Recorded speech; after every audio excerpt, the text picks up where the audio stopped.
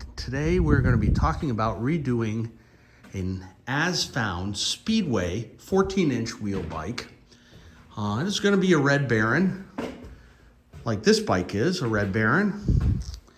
But you can see that I like Speedways. I like all the different varieties. They basically only made 10-inch wheel and 14-inch wheel bikes. They're all good. Have some other ones in here too, Rups. Though I'm not a huge Rupp fanatic, I have them. MTDs with the leading trail front suspension. Here's 3 Foxes right here. There's a wide trail roper back there and a 10-inch roper here. A couple Broncos and then more Speedways. These are all 14-inch, at least 6 or 7 of them are. And then more 10-inch Speedways, and this is a 14-inch.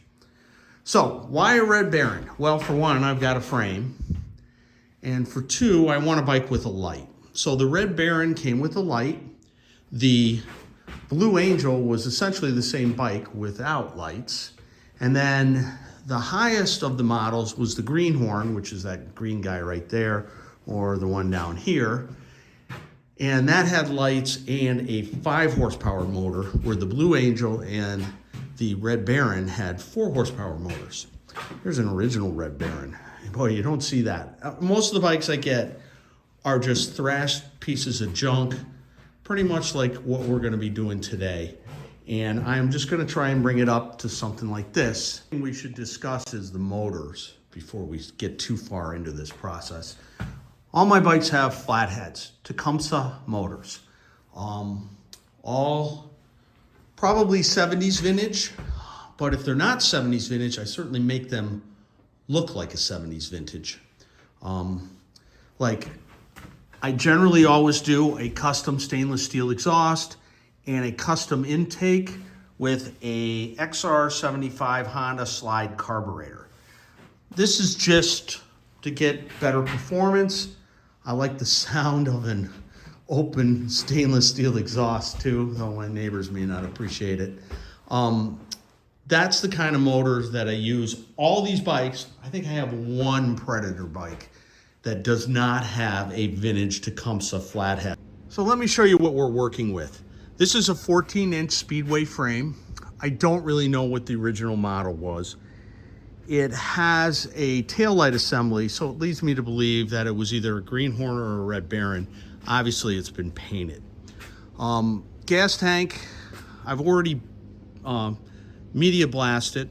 We'll get to that, what I'm doing here.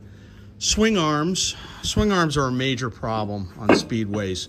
There is, inside the head, there's this bushing, and it's supposed to allow, this gets locked down on either side, and then the swing arm rotates on that bushing. But what happens is, over time, they rust in there. And you can see I tried to get this one out. I haven't been able to.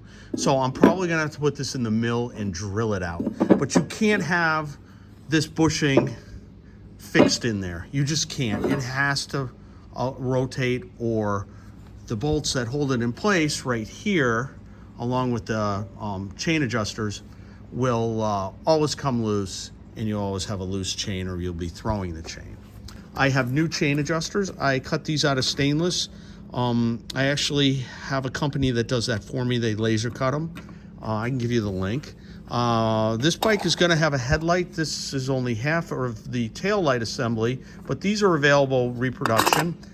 This is the original headlight that is a little tattered, but we're gonna use it. We're gonna get there. Front forks, oh my God, they are the soft spot on Speedways.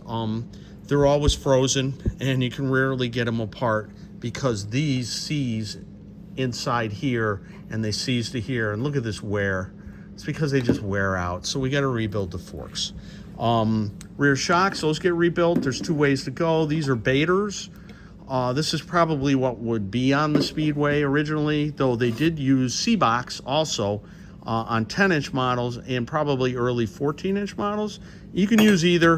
They're both available and inexpensive. New spring forks, we need those. These are the originals. I'll probably use something like this. Handlebars, you know, sometimes I can buy originals, but those are gonna have to do. These are the, these go around the forks right here for the headlight. Brand new torque converter. It's a Series 20. These are the Chinese ones. I actually like them a lot. They work really well and they're fairly inexpensive. 14-inch wheels. Now, I don't go nuts. I'm not that guy that re-chromes everything, but we obviously need to get this yellow off. And I'll probably do some light media blasting to get that off and to get the rust off, and then just spray some clear coat on them. These tires, though they are original, they're not terrible, so I'm probably gonna stay with them. Fenders are, on the other hand, terrible. Hey, look, you can kind of tell this was a Shriner bike at one point. Probably why the yellow in the center. This is a bead blasted, or not bead blasted, media blasted, and then powder coated with something called polished aluminum or super chrome. It's not a bad finish, and it sure as hell beats this. It's probably where we will end up. New seats are available on eBay. Thank goodness you can get new seats. New control levers. These are the cherries. These are the vintage style ones. These are available. So this is what we have to work with on our bike. I like Tecumseh flatheads. That's what was on these bikes. I always put a 5 horsepower in. 4 horsepowers are fine, but hey, I am not a 10-year-old kid anymore. I weigh more than a 10-year-old kid. I want that additional horsepower that 5 brings. Oh, and here's the torque converter cover for a Speedway. Darn, I got one. Ha! So now we have a plan, and I think we have all the parts that we're gonna need to make our plan executable. We just have to do the work. And that's what this series of videos is gonna show.